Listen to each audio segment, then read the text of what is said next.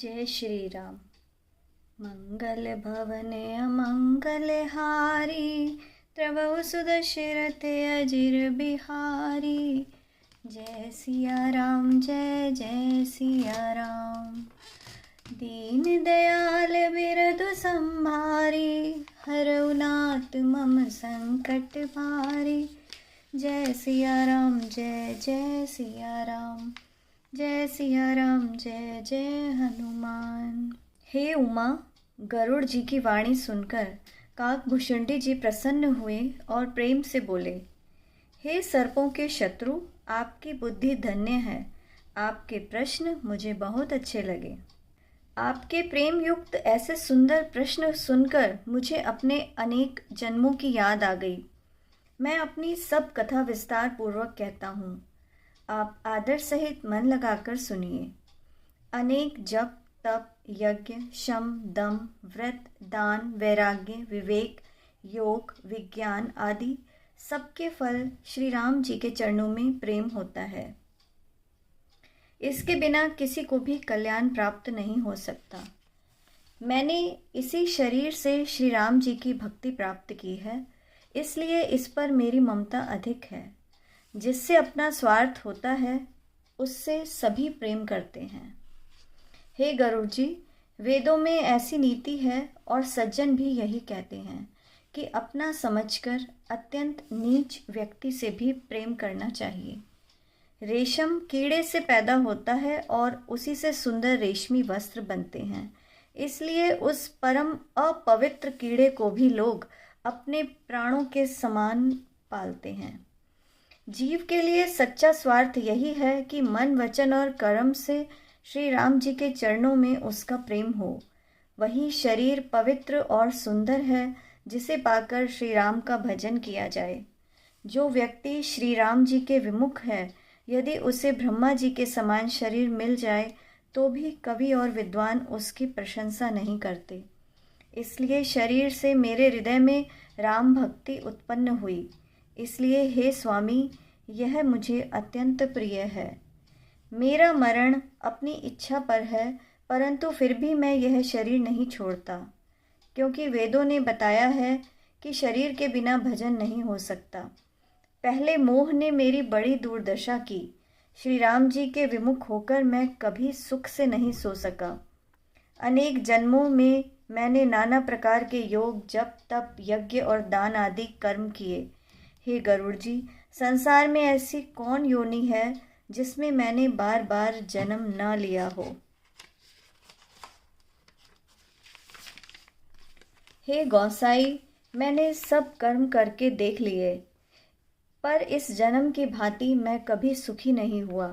हे नाथ, मुझे अनेक जन्मों की याद है, क्योंकि श्री शिव जी की कृपा से मेरी बुद्धि को मोह ने नहीं घेरा। हे पक्षी राज, सुनिए, अब मैं अपने प्रथम जन्म के चरित्र कहता हूँ, जिन्हें सुनकर प्रभु के चरणों में प्रीति उत्पन्न होती है तथा जिससे सब क्लेश मिट जाते हैं। हे प्रभु, पूर्व कल्प में पापों का मूल युग कलयुग था, जिसमें पुरुष और स्त्री सभी अधर्म परायण और वेद विरोधी थे। उसी कलयुग में मुझे अयोध्यापुरी में शूद्र का शरीर प्राप्त हुआ।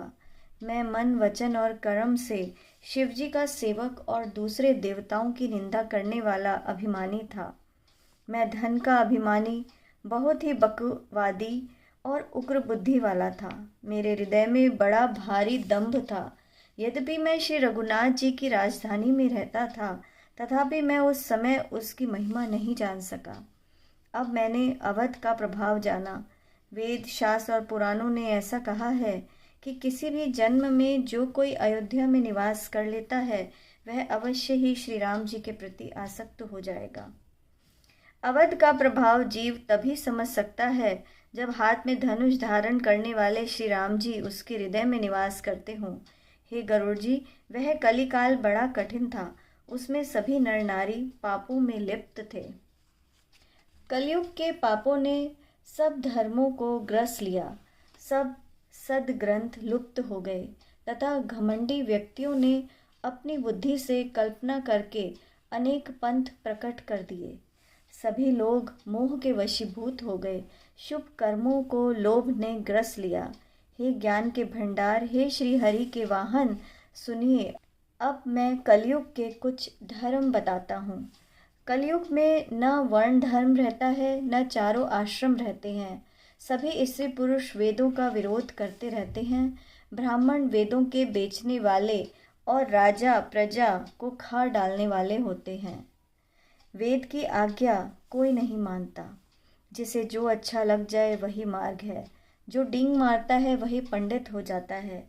जो मिथ्या आडंबर रचता है और जो दंभी हो जाता है उसी को सब संत कहते हैं। जो दूसरे का धन हरण कर ले वही बुद्धिमान है। जो दंभ करता है उसी को बड़ा आश्चर्य माना जाता है। जो झूठ बोलता है और हंसी दिल्लगी करता है कलयुग में उसी को गुणवान कहा जाता है। जो आचारहीन और वेद मार्ग को छोड़ देता है कलयुग में वही ज्ञानी और वही वैराग्यवान माना जाता है। जिसके बड़े बड़े नख और लंबी लंबी जटाएं हैं वही कलयुग में प्रसिद्ध तपस्वी कहलाता है। जो अमंगल वेश और अमंगल भूषण धारण करते हैं और भक्ष्य अभक्ष्य सब कुछ खा लेते हैं वे ही योगी हैं, वे ही सिद्ध हैं और कलयुग में उनकी ही पूजा होती है। जो अपने आचरण से दूसरों का अहित करते हैं उनको बड़ा गौरव प्राप्त होता है और वे ही सम्मान के योग्य माने जाते हैं। जो मन वचन और कर्म से झूठ बकने वाले होते हैं कलयुग में वही वक्ता माने जाते हैं। हे गोसाई, सभी मनुष्य स्त्रियों के वश में रहकर बाजीगर के बंदर की भांति नाचते हैं। शूद्र ब्राह्मणों को ज्ञान उपदेश देते हैं और गले में जनेऊ डालकर दान ग्रहण करते हैं। सभी पुरुष काम और लोभ में तत्पर और क्रोधी तथा देवता ब्राह्मण वेद और संतों के विरोधी होते हैं। अभागिनी स्त्रियां गुणों के धाम अपने सुंदर पति को छोड़कर पर पुरुष का सेवन करती हैं। सुहागिनी स्त्रियां आभूषण से रहित होती हैं पर विधवाएं नित्य नए श्रृंगार करती हैं। शिष्य और गुरु में बहरे और अंधे के समान हिसाब होता है। शिष्य गुरु के उपदेश को नहीं सुनता इसलिए उसे ज्ञान दृष्टि प्राप्त नहीं होती। जो गुरु शिष्य का धन हरण करता है पर शोक नहीं करता वह घोर नरक में पड़ता है। माता पिता बालकों को बुलाकर वही धर्म सिखलाते हैं जिससे पेट भरे। स्त्री पुरुष ब्रह्म ज्ञान के सिवा दूसरी बात ही नहीं करते पर वे थोड़े से लाभ के लिए ब्राह्मण और गुरु की हत्या तक कर डालते हैं। शूद्र ब्राह्मणों से कहते हैं कि हम तुमसे कुछ कम नहीं हैं और जो ब्रह्म को जानता है वही श्रेष्ठ ब्राह्मण है। ऐसा कहकर वे उन्हें आंखें दिखलाते हैं। जो पराई स्त्री में आसक्त, कपट करने में चतुर और मोह द्रोह और ममता में लिपटे हैं वही व्यक्ति ब्रह्म और जीव को एक बताने वाले ज्ञानी हैं।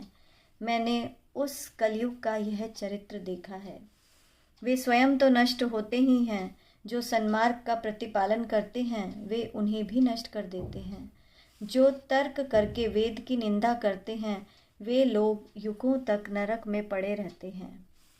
तेली, कुम्हार, चांडाल, भील, कोल और कलवार आदि निम्न वर्ण के व्यक्ति स्त्री के मरने पर अथवा घर की संपत्ति नष्ट हो जाने पर सिर मुंडाकर सन्यासी बन जाते हैं। ब्राह्मण उनकी पूजा करते हैं और अपने ही हाथों से अपने दोनों लोक नष्ट करते हैं। ब्राह्मण अपढ़, लोभी, कामी, आचार भ्रष्ट, मूर्ख और नीच जाति की व्यभिचारिणी स्त्रियों से संपर्क बना लेते हैं। शूद्र नाना प्रकार के जप तप और व्रत करते हैं तथा ऊंचे आसन पर बैठकर पुराणों का पारायण करते हैं। प्रत्येक व्यक्ति मनमाना आचरण करता है। ऐसी अपार अनीति का वर्णन नहीं किया जा सकता। कलयुग में सब लोग वर्ण संकर और मर्यादा से च्युत हो गए। वे पाप करते हैं तथा उसके फलस्वरूप दुख, भय, रोग, शोक व प्रिय वस्तु का वियोग प्राप्त करते हैं। वेद सम्मत वैराग्य व ज्ञान से युक्त जो हरि भक्त का मार्ग है, मोहवश व्यक्ति उस पर नहीं चलते और अनेक नए नए पंथों की कल्पना करते हैं। सन्यासी धन खर्च कर अपने घर सजाते हैं, उनमें वैराग्य नहीं रहा, उसका दो विषयों ने हरण कर लिया। तपस्वी धनवान हो गए और गृहस्थ दरिद्र। हे तात, कलयुग की लीला तो कुछ कही नहीं जाती।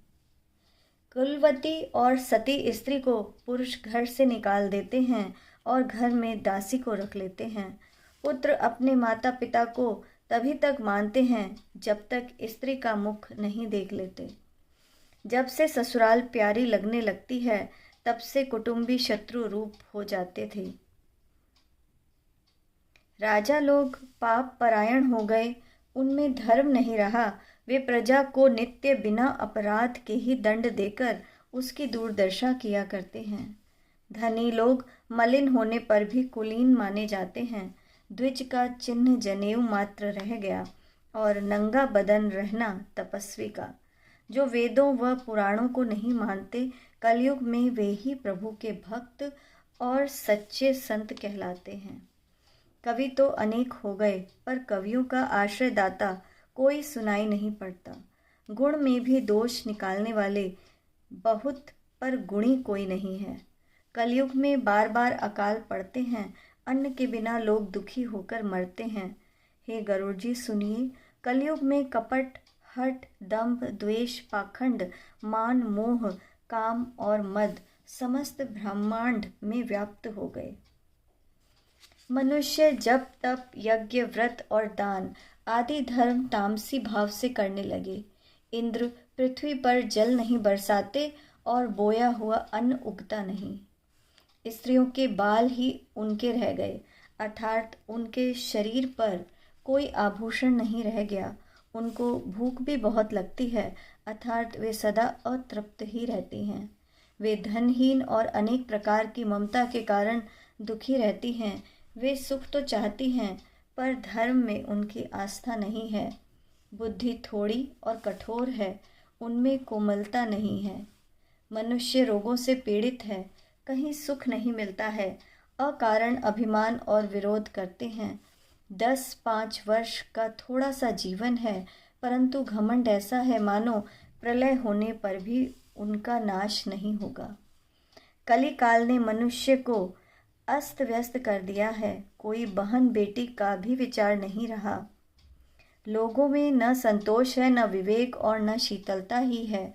सभी जाति कुजाति के लोग भीख मांगने वाले बन गए। ईर्ष्या, कड़वे वचन और लालच भरपूर हो रहे हैं। समता समान हो गई। सब कोई वियोग और शोक से भरे हुए हैं। वर्ण आश्रम धर्म के आचरण नष्ट हो गए। इंद्रियों का दमन, दान, दया और समझदारी किसी में नहीं रही। मूर्खता और दूसरों को ठगना यह बहुत अधिक बढ़ गया। सभी स्त्री पुरुष शरीर के ही पालन पोषण में लगे रहते हैं। संसार भर में केवल वही व्यक्ति रह गए हैं जो दूसरों की निंदा करते हैं। हे गरुड़ जी सुनिए, कलिकाल पाप और अवगुणों का घर है, किंतु कलयुग में एक गुण भी है कि उसमें बिना परिश्रम के ही भव बंधन से छुटकारा मिल जाता है। सतयुग, त्रेता और द्वापर में जो गति पूजा यज्ञ और योग से प्राप्त होती रही, वही गति कलयुग में लोग केवल भगवान के नाम से प्राप्त कर लेते हैं। सतयुग में सब योगी और विज्ञानी होते हैं। प्रभु का ध्यान करके सब भव सागर से तर जाते हैं। त्रेता में मनुष्य अनेक प्रकार के यज्ञ करते हैं और सब कर्मों को प्रभु को समर्पित करके भव सागर से पार हो जाते हैं। द्वापर में श्री राम के चरणों की पूजा करके मनुष्य संसार से तर जाते हैं। दूसरा कोई उपाय नहीं है। परंतु कलयुग में तो केवल श्री हरि का गान करने से ही मनुष्य भवसागर से पार हो जाते हैं। कलयुग में न तो योग यज्ञ है और न ज्ञान ही है। श्री राम जी का गुणगान ही एकमात्र आधार है। अतएव सब भरोसे त्याग कर जो श्री राम जी का भजन और प्रेम सहित उनके गुणों का गान करता है, वही भवसागर से तर जाता है। इसमें कुछ भी संदेह नहीं। नाम का प्रताप कलयुग में प्रत्यक्ष है। कलयुग की एक महिमा यह है कि इसमें मानसिक पुण्य तो होते ही हैं, पर मानसिक पाप नहीं होते। यदि मनुष्य विश्वास करे तो कलयुग के समान दूसरा युग नहीं है, क्योंकि इस युग में श्री राम जी के निर्मल गुण को गाकर मनुष्य बिना परिश्रम किए ही इस संसार रूपी समुद्र से पार हो जाता है। धर्म के 4 चरण सत्य, दया, तप और दान प्रसिद्ध हैं, जिनमें से कलयुग में केवल एक दान रूपी चरण ही प्रधान है। किसी भी प्रकार का दान ही कल्याण करता है। मंगल भवने अमंगल हारी, द्रवहु सुदशरथ अजर बिहारी। जय सिया राम, जय जय सिया राम। दीन दयाल बिरधु संभारी, हरऊ नाथ मम संकट भारी। जय सिया राम, जय जय सिया राम। जय सिया राम, जय जय हनुमान। जय श्री राम।